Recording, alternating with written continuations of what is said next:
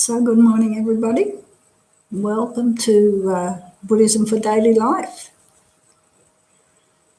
I hope we're not going to have any more glitches. We had a problem on Sunday, so I hope everything's working properly this morning.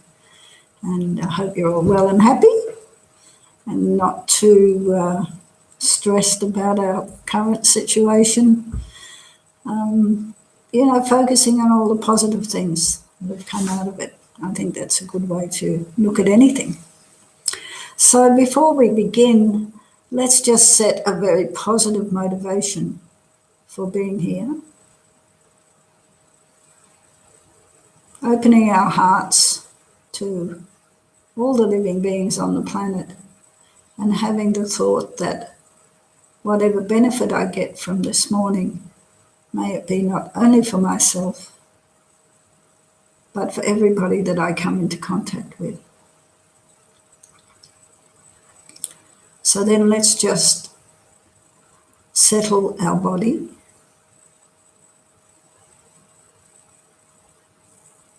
Come into your body, be aware of the body, the contact with the chair or the cushion.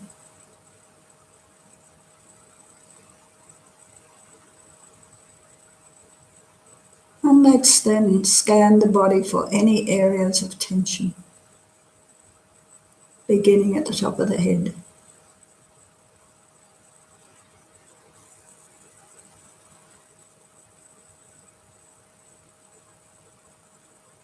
Moving down over the forehead.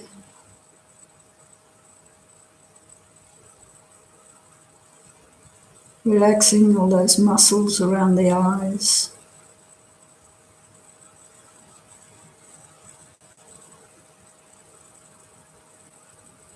And having the eyes themselves soft.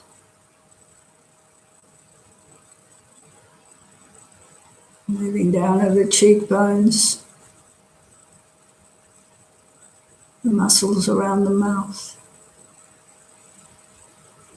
Relaxing your jaw.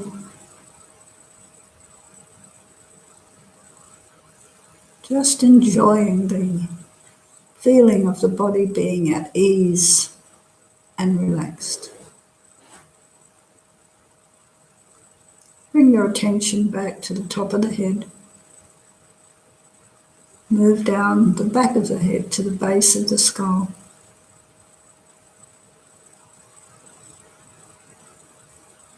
Tops of the shoulders.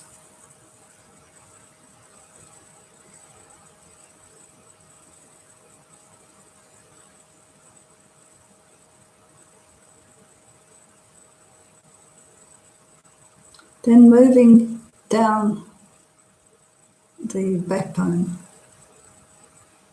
Being aware of the shoulder blades when you come to that part of the backbone.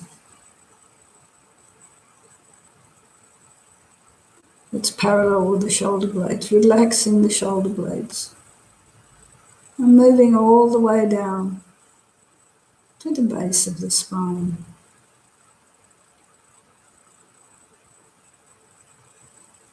Just breathing normally and naturally. And feeling the body relax.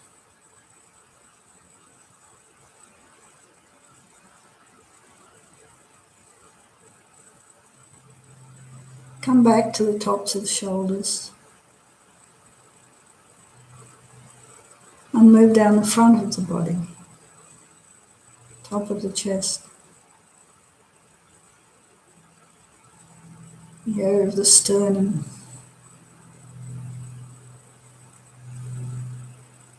Abdomen and belly.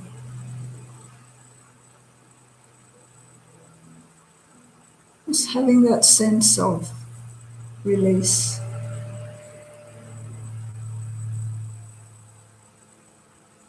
Allowing any tension to leave the body with the out-breath.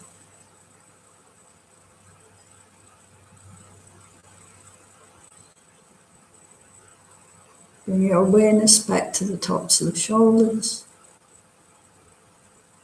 and travelling down both arms to the elbows.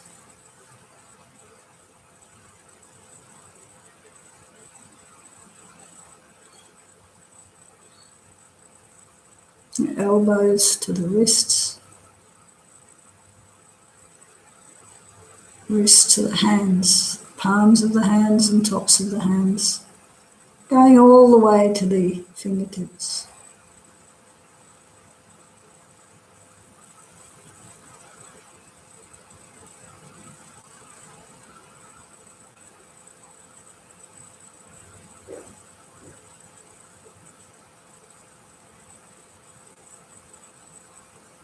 Then focusing on the hips, the hip joints,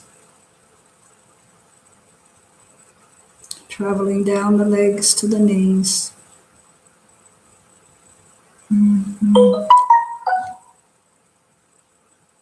Knees to the ankles.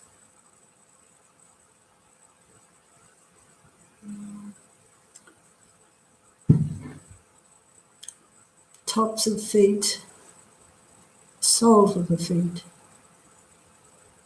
and all the way to the tips of the toes.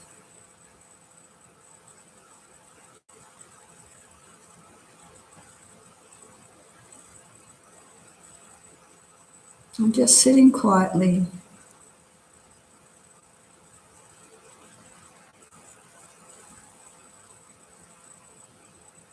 enjoying the sensation of the body at ease, stable, supported, and safe.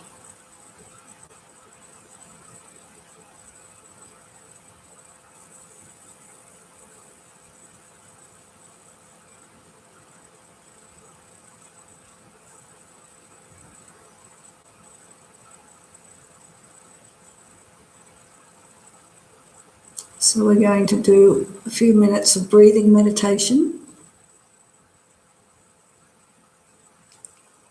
And as one of my teachers said, breathing meditation is simple, but it's not necessarily easy. This is why it's something that we have to practice over and over and over again if we want to become proficient. So, of course, this is the same for any skill, but it's important in the context of our practice to be able to have a mind that is calm, alert, and focused. And breathing meditation is a very good technique to develop those qualities. So the only thing we have to do is to keep our awareness on the breath. And we can focus on the breath as it enters and leaves the nostrils. Or if our mind seems to be particularly busy, jumping here and there, very much a monkey mind, more so than normal, it's useful to focus on the rise and fall of the abdomen, the belly, being aware, and that brings your awareness down out of the head. There's so much happening up here, seeing, hearing, smelling, tasting. So whatever you find the most useful, the most beneficial, choose that object to focus on. And remember that thoughts are not the enemy. Thoughts are actually reminding us, showing us that we've lost the object that we're meant to be focusing on. So, particularly in the beginning, people are very hard on themselves, and when they're new to meditation, they get angry with themselves because thoughts arise. It's normal for thoughts to arise. So all we need to do when thoughts arise is we notice that there's a thought, we don't push it away, and we don't run after it. We just bring the awareness back to the breath. So let's try that for a little while.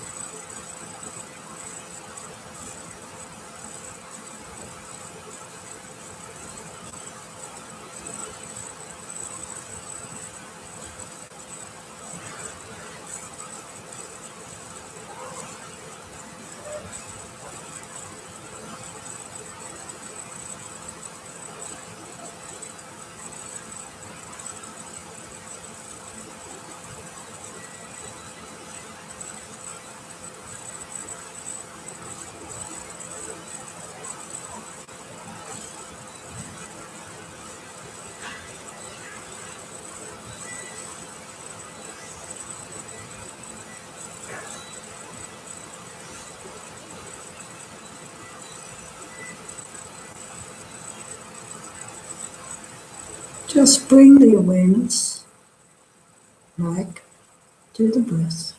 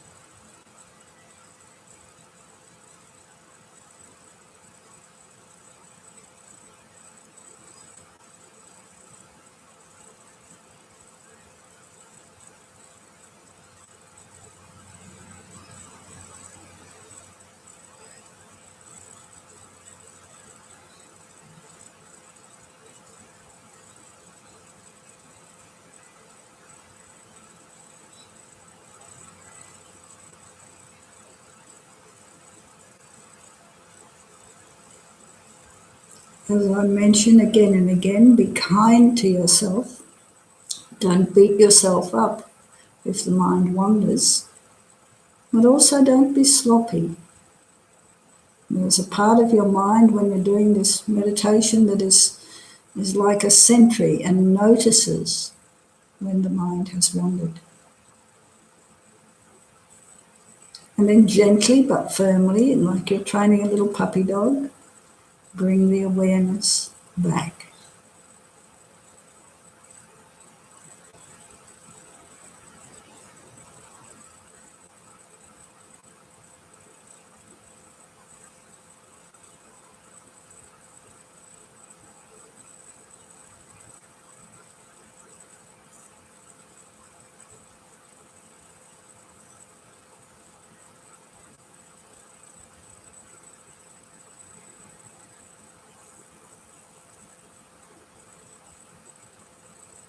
According to Buddhism, we've had countless lives, and probably for most of those lives we just let our mind wander and do whatever it likes. And now we're saying to it, please stay with the breath. So it's going to take some time for the mind to be able to do that.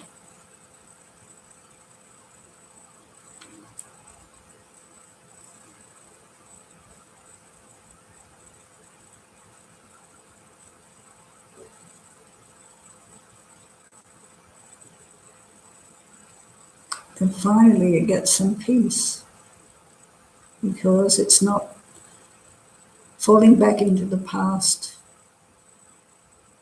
and it's not rushing into the future.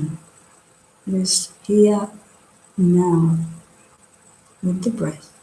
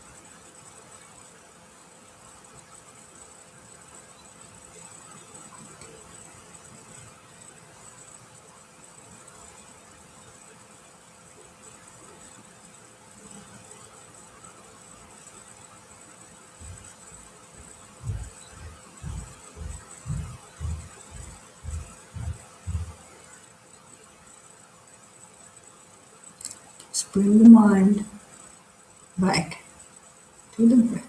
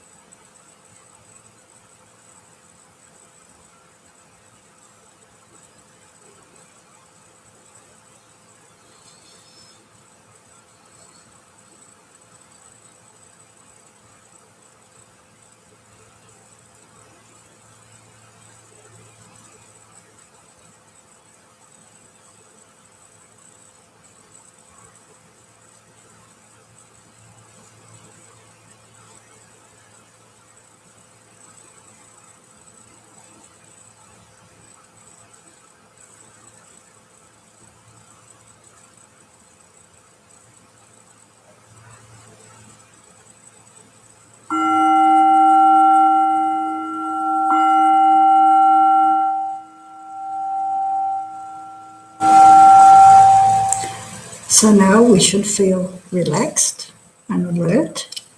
And in these Wednesday mornings, we're looking at the four thoughts that turn the mind towards the spiritual path. So we've covered the first one, which was the precious human rebirth, which is really basically reminding us that as human beings with intelligence and good heart and conducive circumstances, we have this unbelievably precious opportunity to develop all of our good qualities, our loving kindness, our compassion, our wisdom, and to eventually, those of us who are Buddhists, to reach a state of enlightenment where there will be absolutely no obstacles to our ability to benefit others.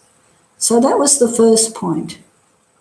And I think hopefully Everybody's got a handle on that now, like how many living beings are there on the planet, never mind human beings, who do not have this opportunity. It's when you really look at it, when you look at the numbers, all of the animals, for example, they have no opportunity, Animals have loving kindness and compassion, but they don't have a mind that can study, Buddhist philosophy, for example. And there's a lot of human beings who, because of their particular situation, don't have time, don't have energy, don't have freedom to follow a spiritual path. So if ever you're feeling a bit down in the dumps, think about this. You're a human being with a good heart and with intelligence, and you've come across the teachings of the Buddha, and so you have everything you need to put them into practice to make your life better for yourself and for all of those around you. So then we looked last week at death and impermanence, which of course is very confronting. We don't like to think about death. But the whole point in contemplating death, as far as Buddhism goes, is to make us understand that, okay, we have this perfect human rebirth, which is incredibly rare, but we don't know how long we will have it for. And so we contemplated the fact that, death can come at any time, and that there's nobody who escapes death, and that time is constantly running out. So what are we doing with our time? So these contemplations on death and impermanence are meant to really give us a bit of a boot in the backside and say, hey, let's not waste our time. So I hope people have got those 2 points. And if people are just joining now, that's really a thumbnail sketch. But yeah, I think I don't know how long the YouTube segments stay up, but you may be able to watch the previous ones. So now we're on to a very, very interesting topic, the topic of karma. Now, karma. Karma is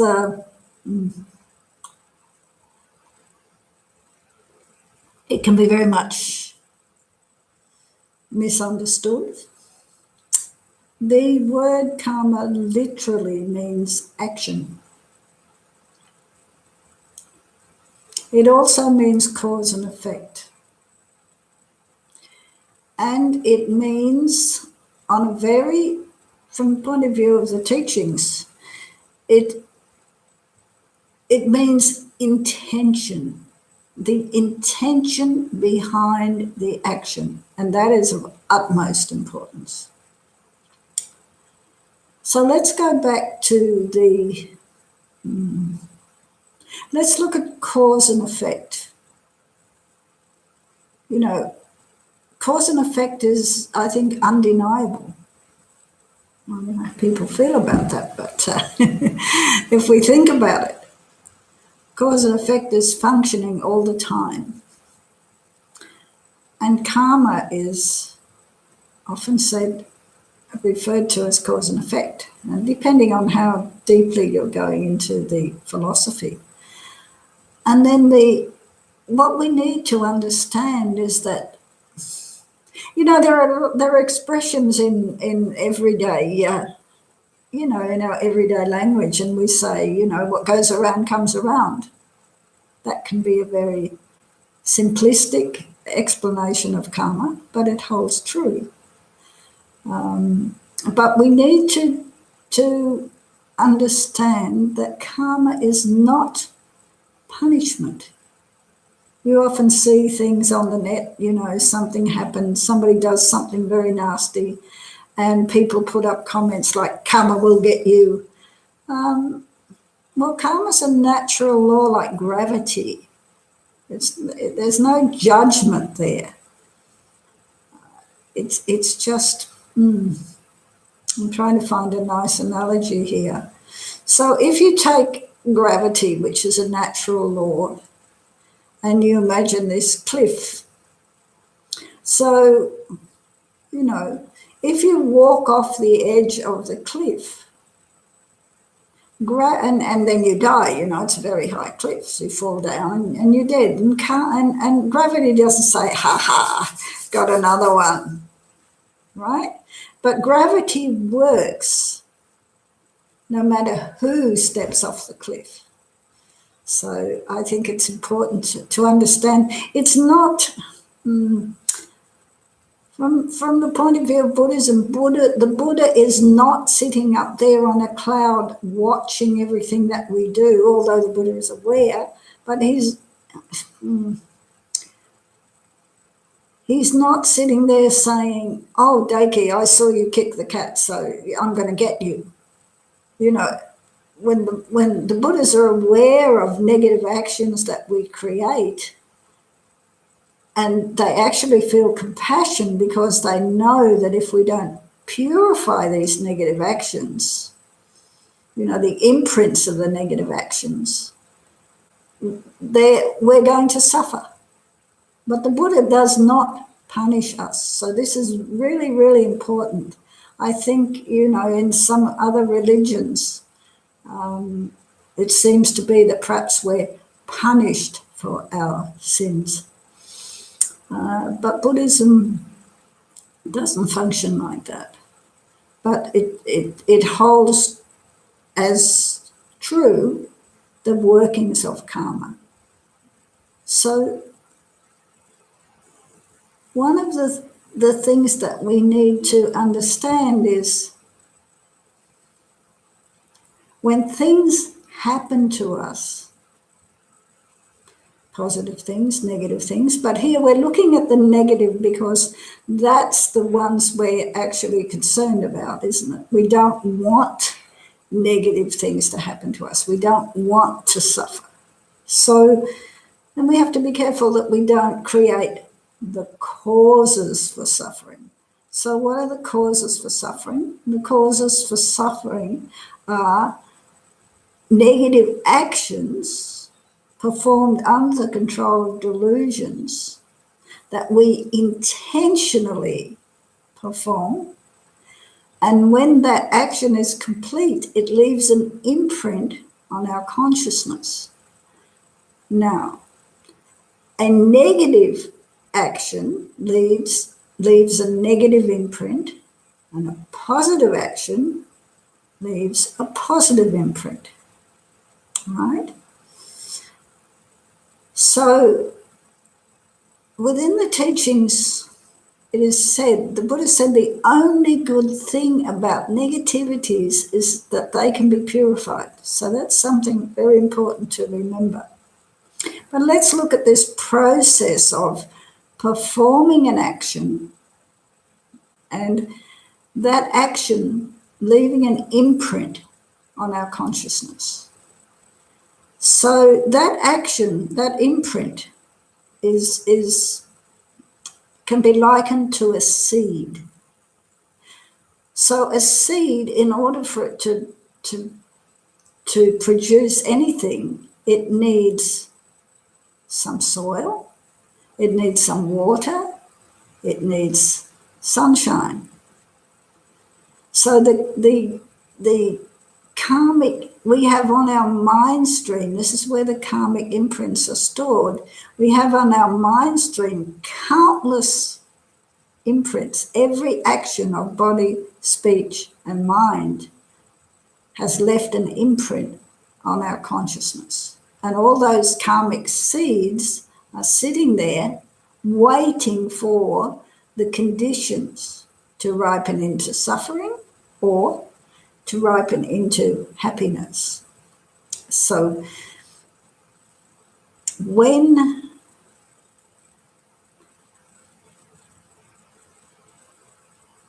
something happens to us, if we understand karma, we know that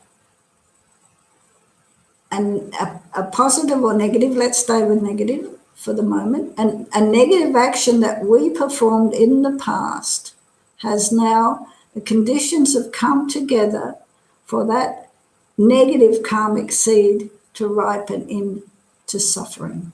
But what we normally do is we blame the person who harms us. That's the way, that's the way we function normally. But we need to know that nothing can happen to us that we haven't created the karma for.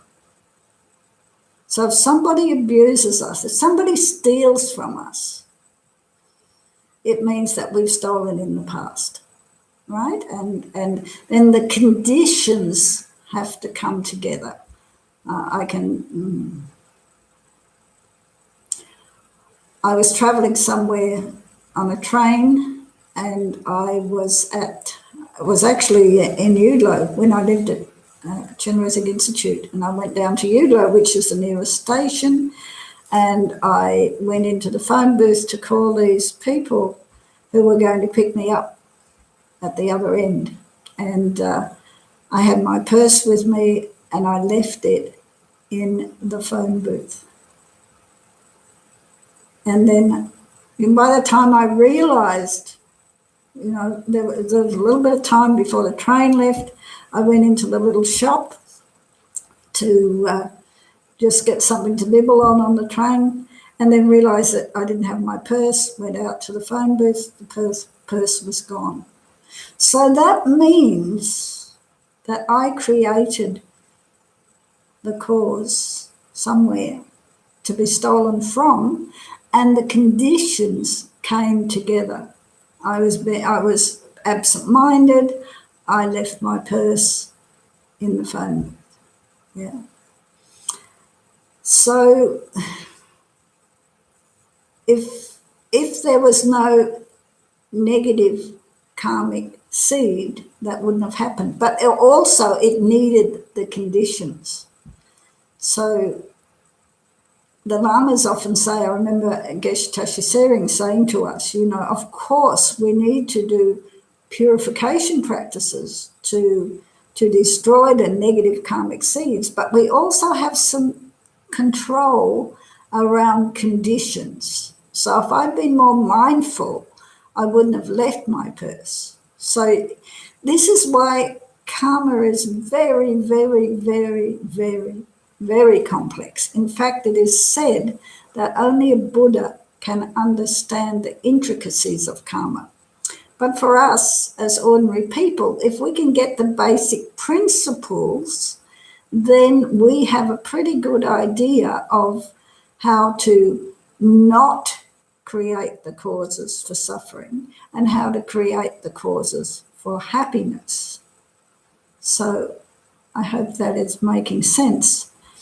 I try to use the analogy, we create negative karma. So let's say that's pizza, and we've ordered this pizza, which is suffering, right? I'm trying to use something practical, right? And then when the delivery boy or the delivery girl comes to the door with our pizza, we punch them.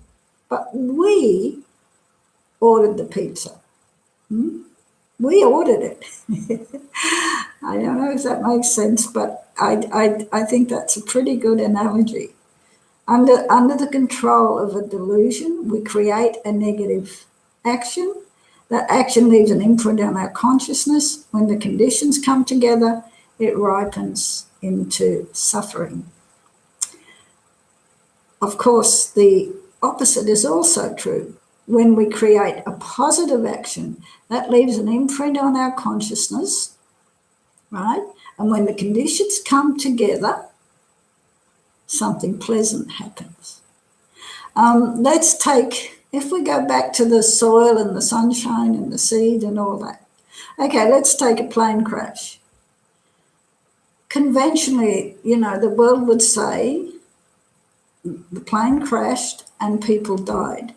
So the cause of the people dying was the plane crashing. But we know that some people walk out of plane crashes, don't they?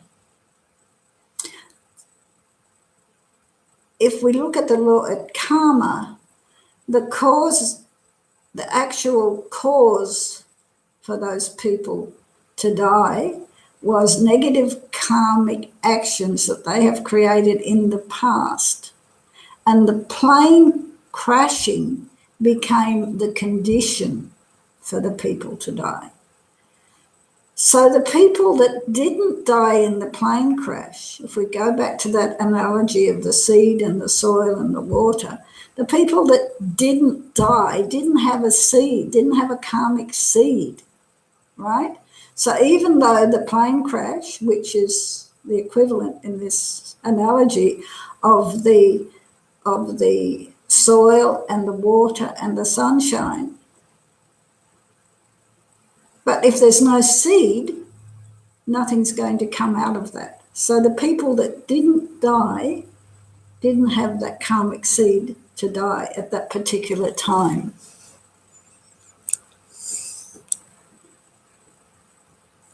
I'm just looking, things are coming up on the screen. So I hope that makes sense. Are there any questions around that? And remember, there's no such thing as a silly question.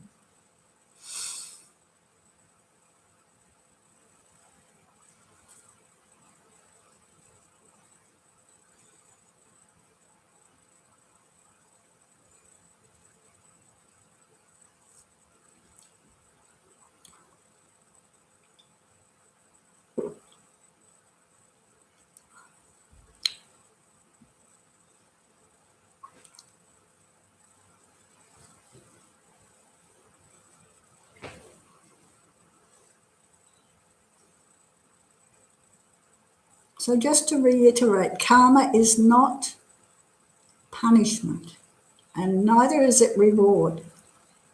It's important to think of it as I mentioned before, as a natural law. And what we have to do, if we want to be happy, and we want others to be happy, is to avoid creating negative karma.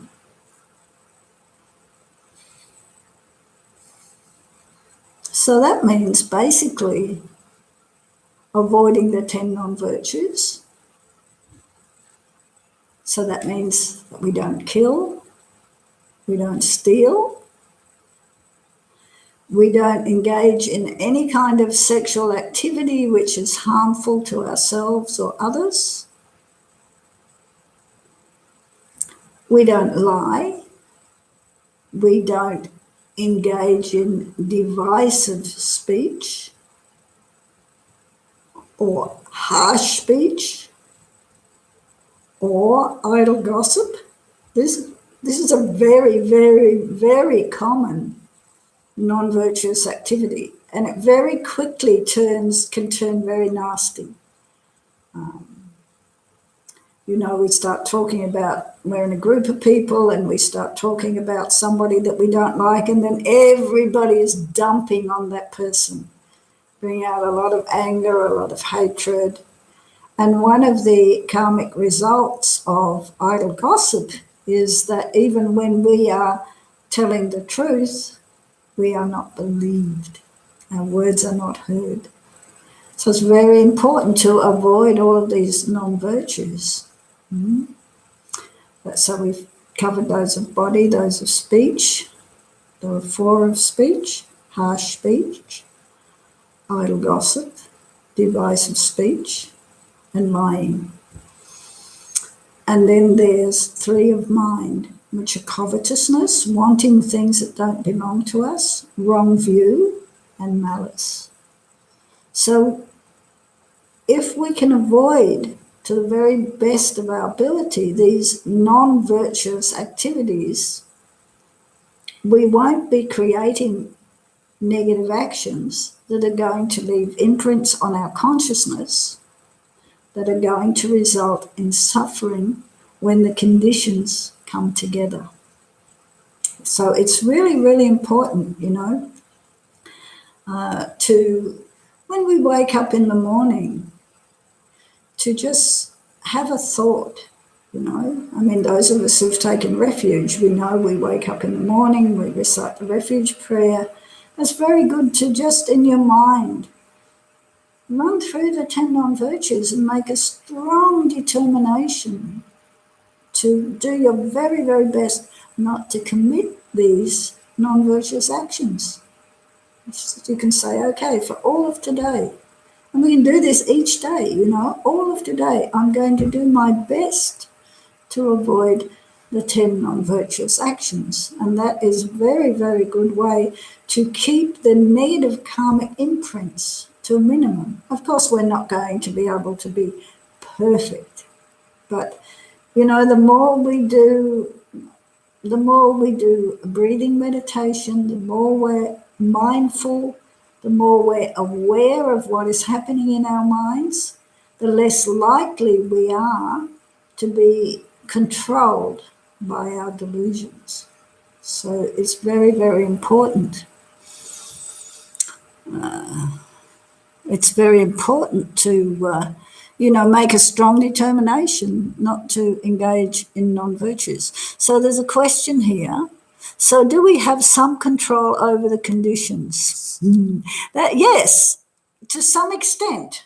Like I was saying, the more mindful we are, the less likely we are to be careless. My purse wouldn't have been stolen if I'd been more mindful.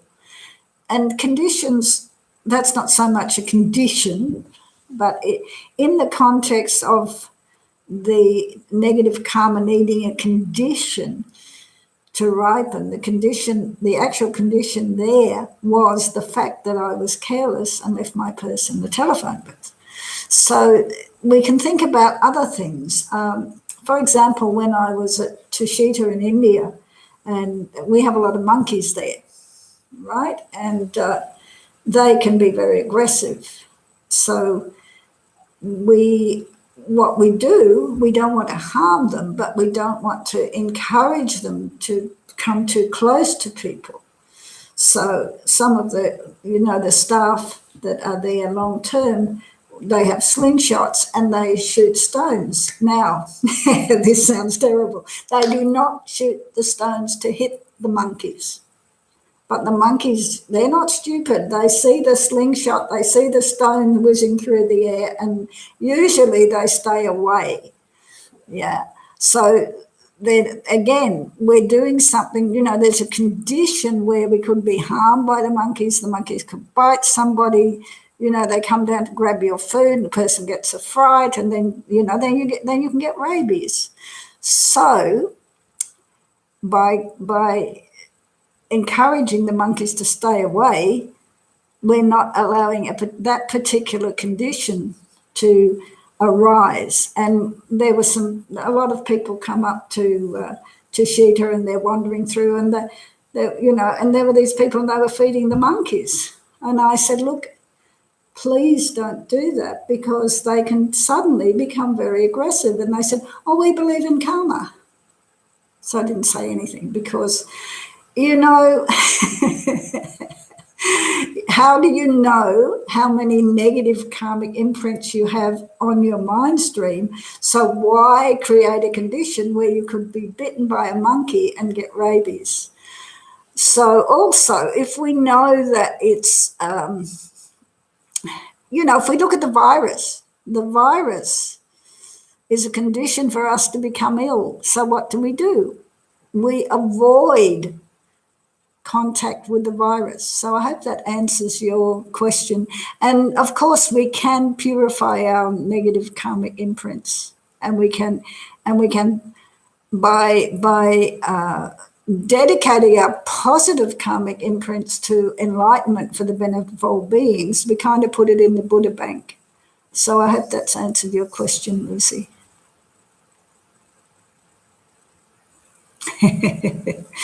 Yeah. So let's look a little bit more at the basic principles around karma. Mm-hmm. So one of the things is that karma is definite. What does that mean? It means that a positive action will definitely bring a positive result. Because it's like, if you plant tomato seeds, you're going to get a tomato plant. You're not going to get capsicum. If you want capsicum, you've got to get capsicum seeds. So karma is a hidden phenomenon, a very hidden phenomenon, but we can see parallels in the world out there that are very useful for helping us to understand karma. So karma is definite. It's impossible for a negative imprint to bring happiness and a positive imprint to bring suffering. So the second point about karma is that if we don't do something about that karmic seed, again focusing on the negative, then that negative karmic seed, if we don't do something to stop it from becoming stronger, it will multiply. And then when the conditions for it to ripen actually come together, the result can be much heavier than the original karmic action. So that seems a little bit unfair, if you like. But if you look again at the world, you have an acorn, and from that acorn there can come eventually an oak tree, and then a whole forest of oak trees, that Robin Hood and his merry men can hide in forever. So that's why it's very important each day to do some purification practice, to diminish or destroy that karmic seed. There are practices that you can do that will do that, and we may look at that sometime down the track. We may do a Wednesday morning on the practice of Vajrasattva, a Buddha who is very much connected with whose specialty, if you like, is purification. But if you're not familiar with the practices of Vajrasattva or the 35 confession Buddhas, what you can do at the end of the day before you go to sleep, you just review your day. And if you notice that you have done actions that have been harmful, you can have very, very sincere regret, because that diminishes the force of that, the potency of that karmic seed. And you can also make a promise to yourself, that I'm going to try to avoid that particular negative action from now on. So you can do things like that. So karma is definite. Karma increases. Yeah. So there are other questions around that?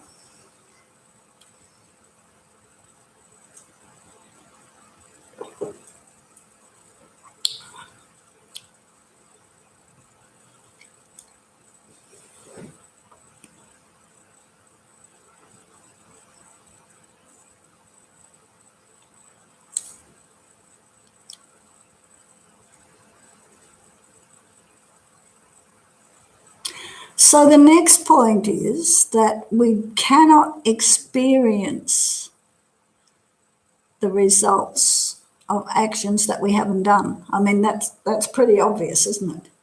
If we haven't created an action, a negative action or a positive action, we're not going to experience the results. And if I create, so we each have our own mind stream. So every action that I create leaves an imprint on my mind stream.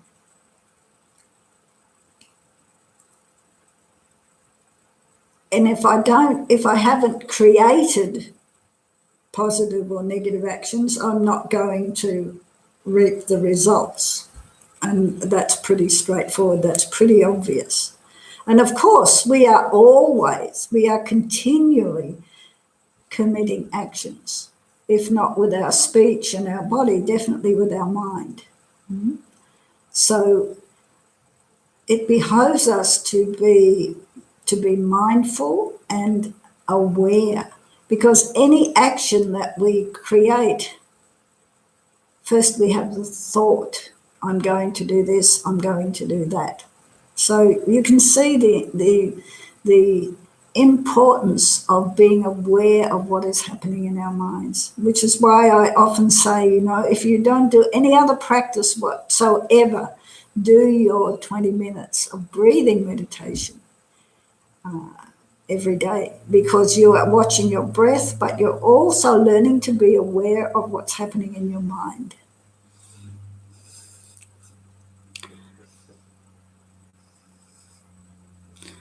Oh, hi, Shannon. Yes, how about purifying actions of past lives?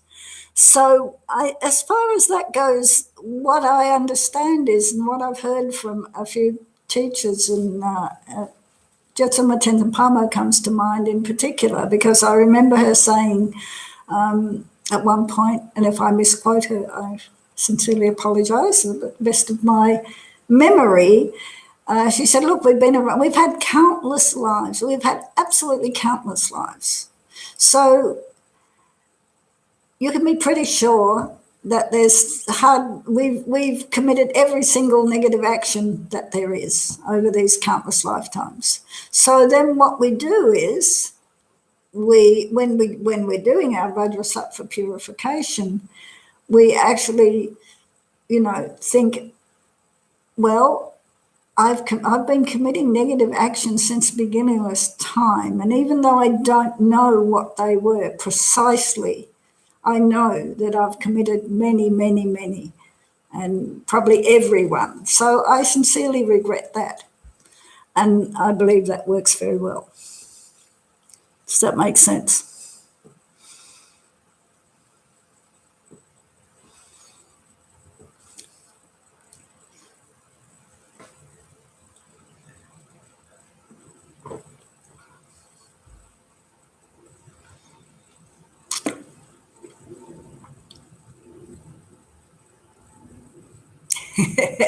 Yeah, because I used to think that too. I mean, I don't know what I've done. So we can, when I did my 3-month Vajrasattva retreat, I made a list. I tried to go back to when I was a kid, Well, I went, in my memory, I went back and I wrote down to the, as much as my memory would allow me, I wrote down the negative things that I remember doing. It was very, very interesting, because I looked at, what prompted me to do it, what delusion was in control, and so on. It was very, very useful. And then, I said, okay, these are the negative actions that I can remember from this life, and I sincerely regret them. I'm going to do my best not to do them again. And then I brought in that other section about, having had countless past lives and created all kinds of negativities. So, Karen, for the negative actions we've done to others in the past, how do we make up for it? So that's a very, very interesting question. I mean, if it's in a past life,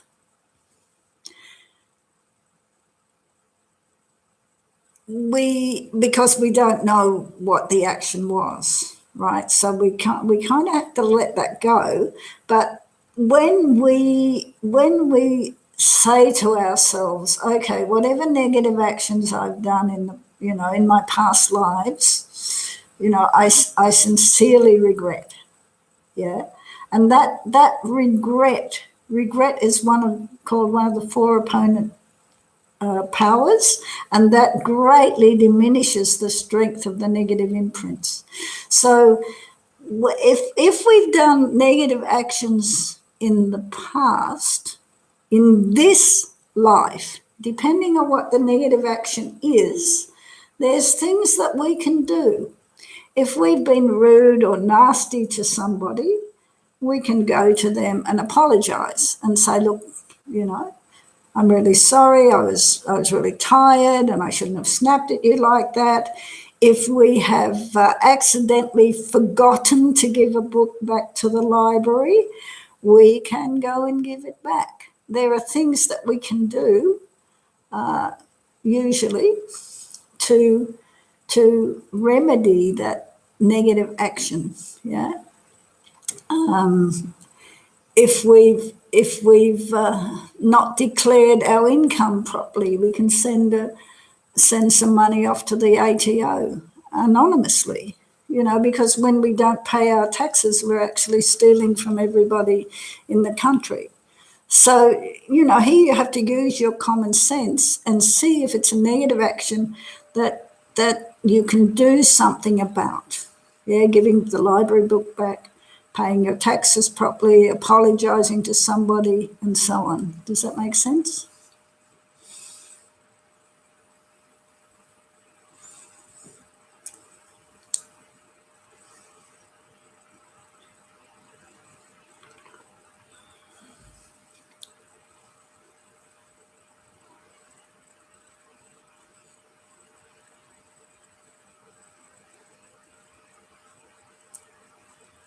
And then by sincerely regretting any negative actions we've done, either in this life or previous lives, we then make this determination to avoid non-virtuous actions in the future. And that's a way of making up for, because, those people, if you believe in rebirth, which is pretty much central to Buddhist teachings, those people that we harmed in past lives, they've been reborn, And so if I'm now determined to be kind to everybody, then that person that I harmed in a past life, I'll encounter them now, but I won't harm them in any way.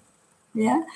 Sometimes we feel that I'm just one person. How can I possibly make any difference? So look at it this way. There's how many people on the planet? There's about 8 billion, I think, something like that. It's a very, very large number. So if we make a determination to avoid the 10 non-virtues, that means there are 8 billion people that don't have to worry that we are going to harm them. We're not going to kill them. We're not going to steal from them. We're not going to run off with their partners. We're not going to lie to them. And so on and so on and so on. So that's very powerful.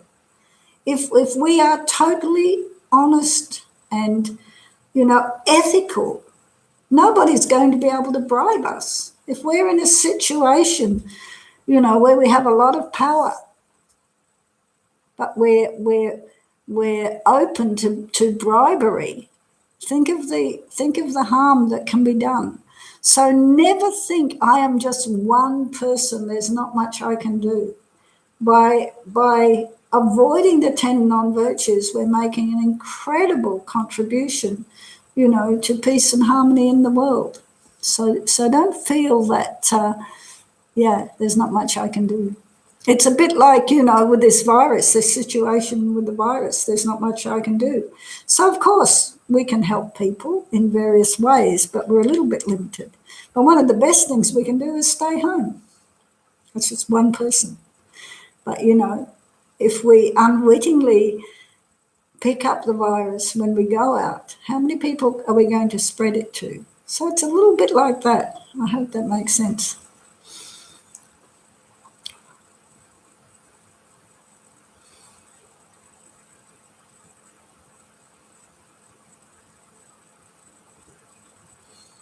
Later on, I'll talk a little bit about not only avoiding the 10 non-virtues, but in order to create more positive karma, engaging in their opposite. So, for example, not to kill, doing what you can to preserve life, to save lives, and so on. I'll talk about that a little bit down the track. But if we go back, there's a fourth point about karma. So the first one was that karma is definite, yeah, and then karma increases, and that actions not done don't bring results. And the fourth one is very interesting. It says that a karmic seed doesn't just naturally disintegrate. When we buy things in the shop and we take it home and it'll say used by, best before. So that has a used by date, after which it's not going to taste good, it's gone off, whatever. Now, karmic imprints are nothing like that. That karmic imprint will stay on our mind stream lifetime after lifetime after lifetime after lifetime until the conditions come together, and it will ripen into suffering or happiness, depending on whether it was a positive or negative karmic imprint. So that's something very, very important about karma. It doesn't have a use-by date. So if we know those 4 points, yeah, we kind of have, it kind of gives us a key to avoiding suffering. In fact, it gives us very definite instructions on how to avoid suffering. So are there any other questions around karma?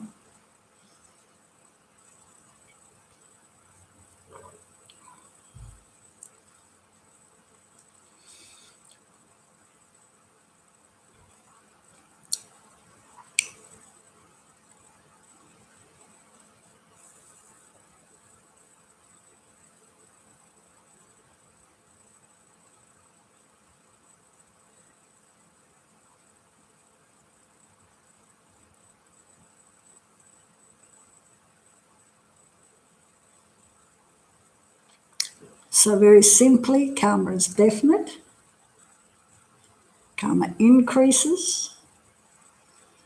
We don't experience the results of actions that we have not done. And karma does not have a use-by date. Yes, Shannon's asking about collective karma. So yes, that's a very interesting point. If a group of people, for example, come together, the virus, yeah. Okay, I'm just going to give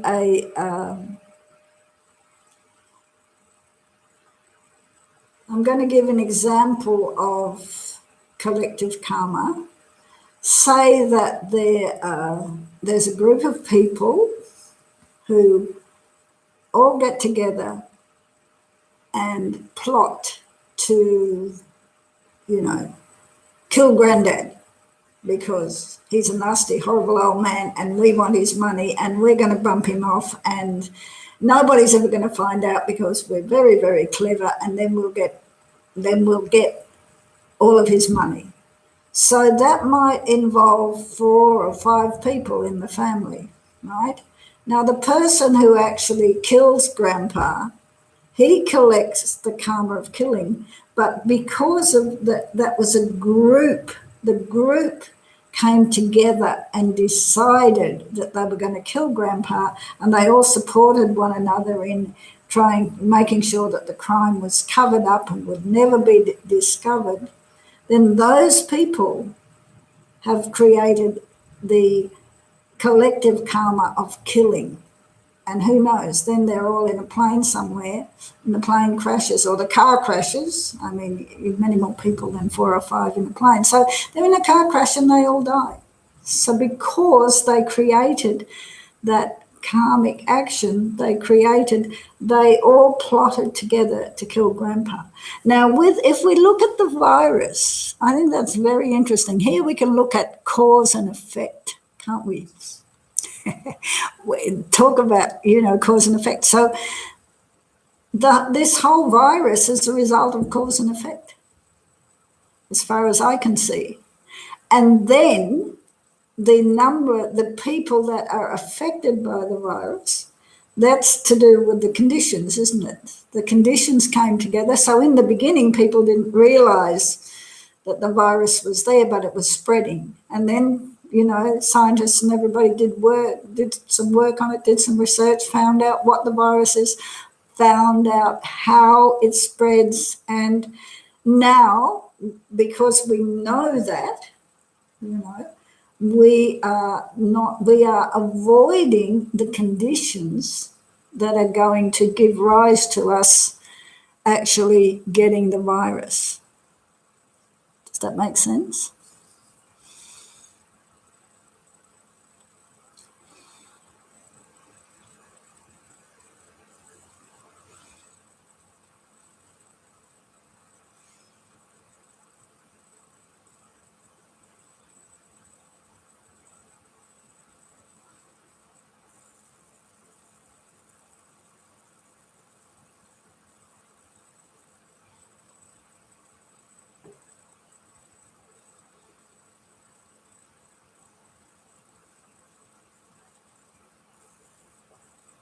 Yes, cause and effect and conditions. Exactly. It's like climate change. That's cause and effect.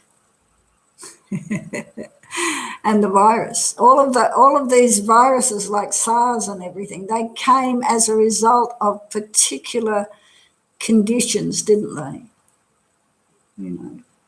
And in the case of this virus, mistreating animals,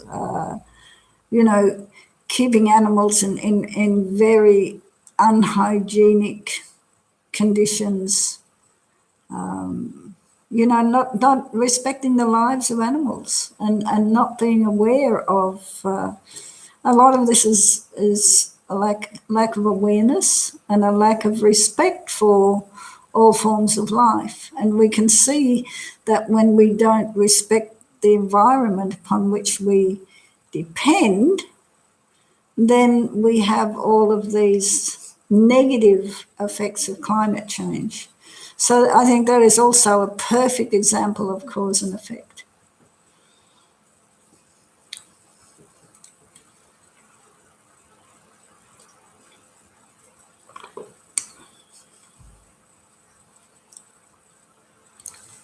So the other thing that I find really, really, really useful, if we understand karma and somebody does something nasty to us, it doesn't mean that we have to be a doormat, but we realize that we ordered the pizza. And so whatever's happened, instead of putting all this energy into it shouldn't have happened to me and it's not fair, okay, this has happened. This is a result of negative actions that I've performed in the past. What can I do about it? I am responsible. And in fact, the more we understand, the less likely we are to retaliate, because the person who harms us has creating a negative action under the control of a delusion. So as I said, we have to be very careful here. It doesn't mean that if somebody's hitting us, we just sit there and say, oh, well, it's my karma. Because we have a responsibility, if we care about that other person as well as caring about ourselves, to say, stop, this is inappropriate behavior, right? So this is an example, of the wrathful Buddhas. You see very, very, you see depictions, or people may see depictions of the wrathful Buddhas and wonder what this is all about, because, you know, they've got necklaces made of human skulls. Well, they're very, very, very scary, right? So I often give the example of, imagine there's a bikie gang and they're about to beat somebody up. So you've got a peaceful approach. So you come along very nicely with a beautiful flower and say, please don't do this. Don't harm this person. Well, that's not going to work. But if you could appear, 15 feet high, surrounded by flames and looking incredibly fierce, and with a necklace of skulls, and you say, stop, then most people are going to stop. Now, what is motivating that wrathful deity? Compassion. That wrathful deity does not want the perpetrator to engage in a negative action, because then the perpetrator is ordering that pizza to be harmed. And the wrathful deity doesn't want the victim to be harmed. So that wrathful deity has equal compassion for both the perpetrator and the victim. So when we understand that we created the cause and this person is just, in the past we created a negative action, we ordered this pizza, this, unpleasant interaction, we ordered it, then we don't punch the delivery boy. I hope that makes sense. So do you think it is linked with the climate change? Yes, I mean, I'm not a scientist. I'm not a scientist, but definitely everything is interconnected. That's one of the principles of Buddhism. And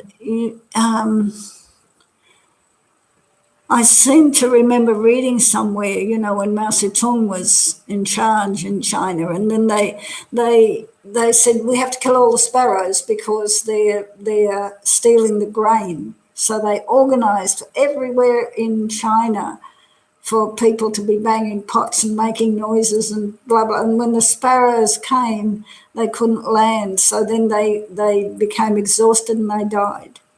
And then after that, there was a locust plague because the sparrows, so everything is interconnected. So if we think about climate change, if you think about the virus, if we understand that everything is interconnected, then that helps, because some people have said, we're destroying the lungs of the world, and now what is this virus doing? It attacks our lungs. I mean, you could go on and on like this, and then it can become kind of a little bit superficial, but I don't think that takes away from the fact that everything is interconnected.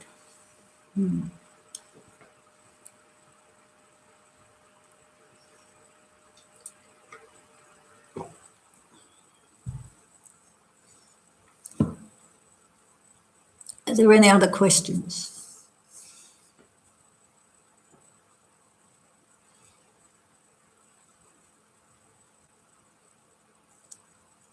I always have the wish that I'm explaining things clearly, and it's difficult when I can't see you. So please, if there's anything that is unclear that you would like further some clarity on, please let me know in the chat.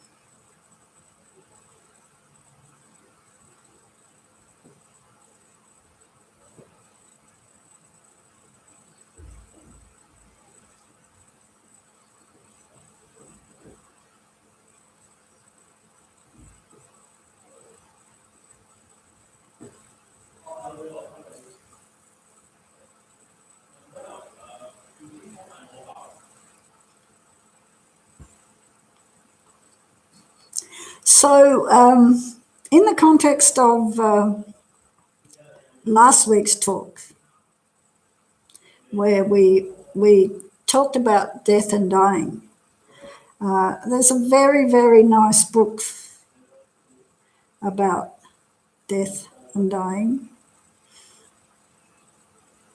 And I'm just going to bring it up on my phone and perhaps show people. Now, if I hold that up, can somebody tell me they can read that? The card, it looks quite difficult, doesn't it? The white writing.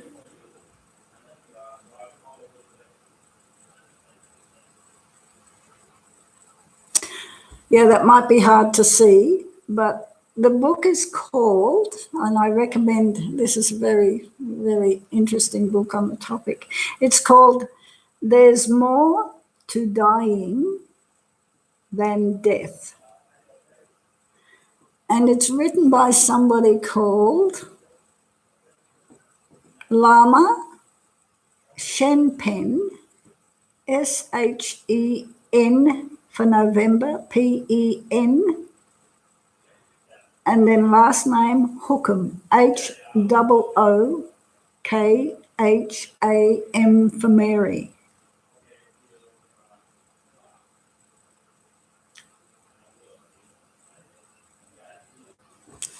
So I think people would get a lot out of this book. I was hoping you'd be able to see it, but looking at the screen, thank you, Shannon. So are people able to write that name down if they're interested? There's more to dying. Where did it go? There's more to dying than death. And it's available on Kindle for those of you who have Kindle. So I can't believe we're almost out of time.